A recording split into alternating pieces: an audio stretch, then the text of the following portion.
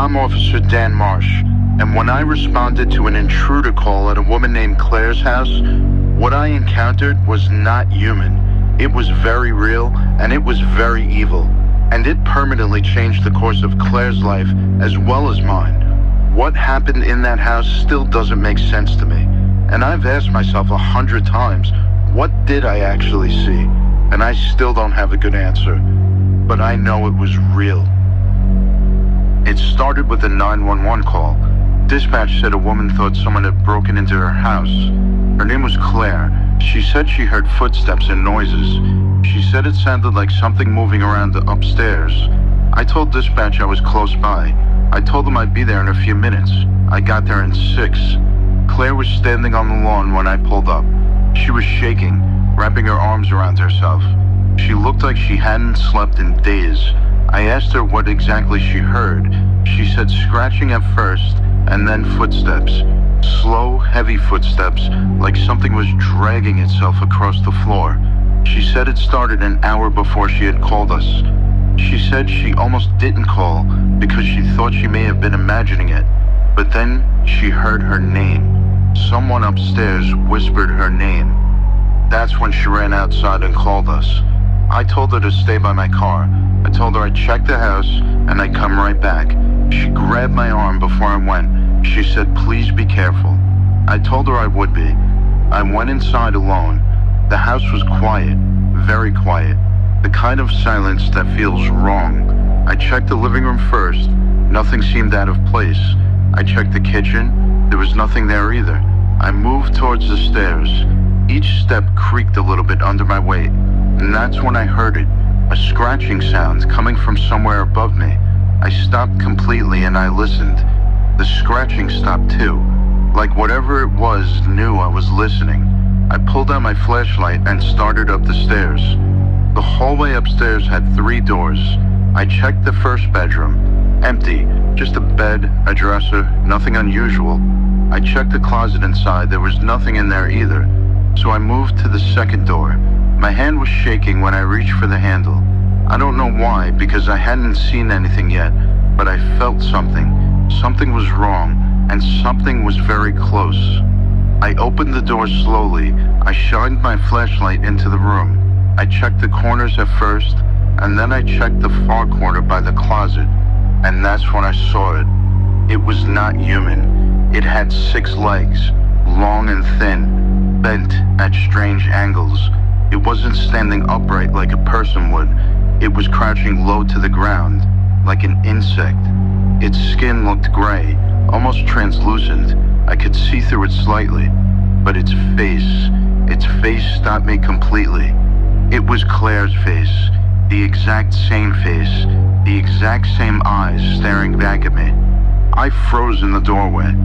Then it spoke. It said my name. It said Dan. Before I could even process what was happening, it moved. It charged at me, faster than I could react. I stumbled backwards and I grabbed the door.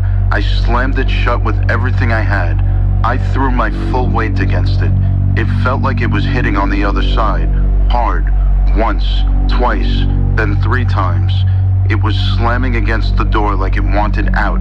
I radioed for backup immediately. My voice was shaking when I called it in. I told them I needed units at the location right away. 2 more officers arrived within minutes.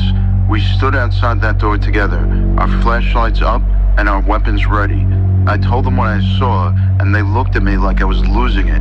And you know what? I didn't blame them, because I would have thought the same thing. But we opened the door together, all 3 of us. Our flashlights swept across the room immediately. It was empty, completely empty. There was nothing on the floor. There was no broken furniture. There was no sign that anything had been in that room at all. I checked the closet again myself. There was nothing. I checked under the bed. Nothing. We searched the entire house from top to bottom. There was no intruder. There was no animal. There was no explanation.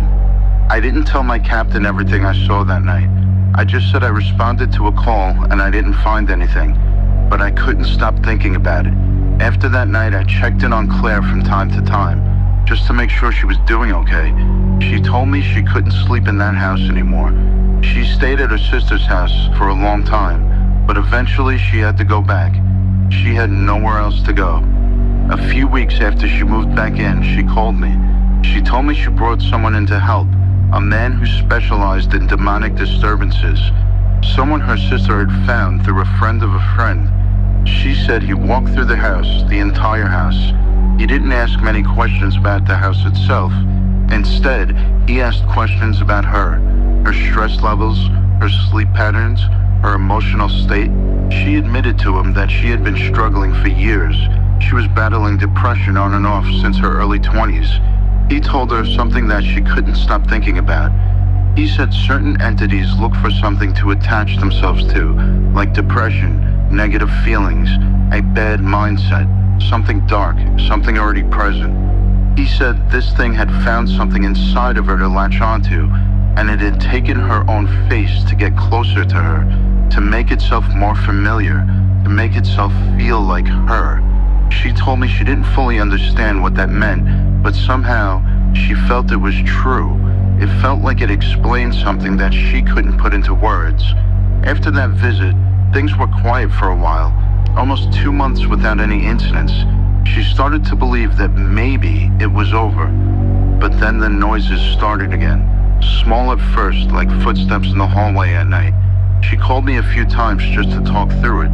She said she didn't want to sound crazy, and I told her she could call me at any time. Then, one night she called me, and her voice sounded different.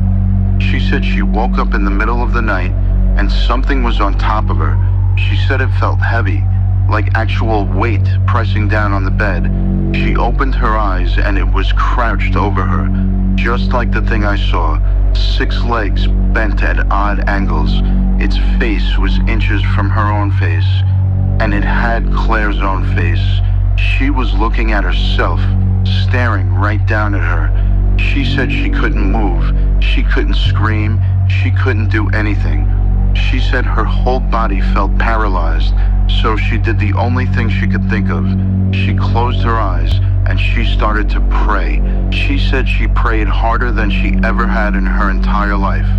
When she finally opened her eyes, it was gone. The weight on the bed was gone. The room was empty. She sat up and immediately turned on every single light in the house. She didn't sleep again that night or the next. After that experience, she made a decision. She told me she was done. She was moving out for good. She spent the next few days packing up her things. She didn't tell anybody the real reason why, except for me. And on the day she finally left, she loaded the last box into her car. She stood in the driveway for a moment and looked at the house. She told me later it felt like the house was looking back at her. She got in the car and she started the engine. She began driving away. She checked her rear view mirror, out of habit, the way anyone always does, and that's when she saw it, one final time. It was standing in front of the house, perfectly still, watching her car drive away. It still was wearing her own face. She said she didn't stop, she didn't slow down, she just kept driving and never looked back again. She called me that same night and I could hear it in her voice. It was something between relief and fear, like she finally escaped something. I still think about that call sometimes. 15 years on the job, and I've responded to thousands of calls, but I've never forgotten that face. It was her face, on something that wasn't her, on something that knew my name. I don't know what that thing was. I don't know if it's still out there, waiting in that same house or somebody else's house. But I know it was real. And I know Claire and I will never forget it. This is Steven. If you enjoyed this story, please like and subscribe, and I'll see you on the next Midnight Creep Call.